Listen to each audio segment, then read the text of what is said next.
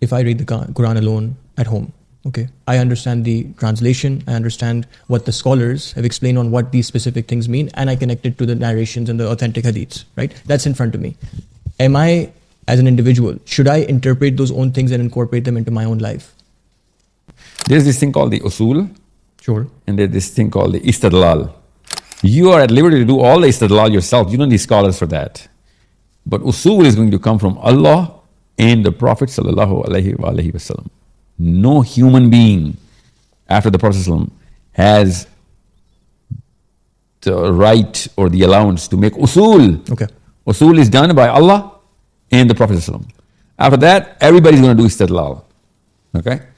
Now, what most Muslims are doing is they're drawing the same istidlal because their daddies did it or their scholars did it, the scholars did it. They're replicating the same istidlal. That's called reproduction of thought. You understand me? Quran says, "Ittakhazu ahbarahum wa ruhabanahum arbaba min dunillah." They actually put their scholars as gods. That's what happens when you replicate the istidlal of the scholars and you treat it as the word of God. It's not the word of God. Why are you replicating the same istidlal? You got to do new istidlal. You were given a new problem. You have to use the same usul as from the Quran and the Prophet ﷺ, but you cannot replicate the istidlal. That dude did not have your problem. How is he going to be able to interpret? So, for example, we live in a nuclear time. Sure. Those problems that were, those deductions and derivations that human beings did, scholars did, they didn't even know this time. Okay. They didn't have these kind of problems. So, let me give you a simpler example. Ibn Taymiyyah was at the time when Muslims were in the political might. Okay. Hanbal was at the time when Muslims were in the political might. So was Abu Hanifa, so was Imam Malik. These are the five. So was Imam Jafar Sadiq. Yes. So there's 6 people who are predominantly calling the shots right now. They're not prophets.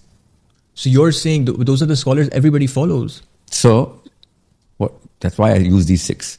So, do you think Ibn Taymiyyah is a prophet? Of course not. So, the usul does not come from Ibn Taymiyyah or Imam Jafar Sadiq or Hanifa or Hanbal or Malik or Shafi'i.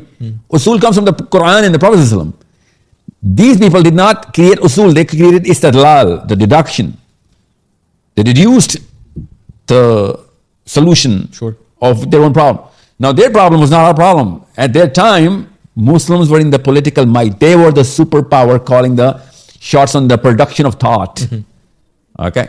Now we are reproducing the thought of the non-Muslims because we are not politically in the kind of power that is required to call the shots on the thought process. So whatever you're thinking, I'm thinking is coming from Hollywood, if not directly from the Pentagon. Yeah, sure. Yeah. You know what I'm saying? 100%. So the fact that you are deducing the istidlal of Shafi'i, he was enjoying the Muslim powerhood. He did not have our problems. He couldn't even fathom that Muslims are going to go down into zero. We'll be replicating the Caucasian thought process based on whatever their belief in God is. Even if they didn't believe in God, they still have a thought process, right? Yes. And you're deducing that.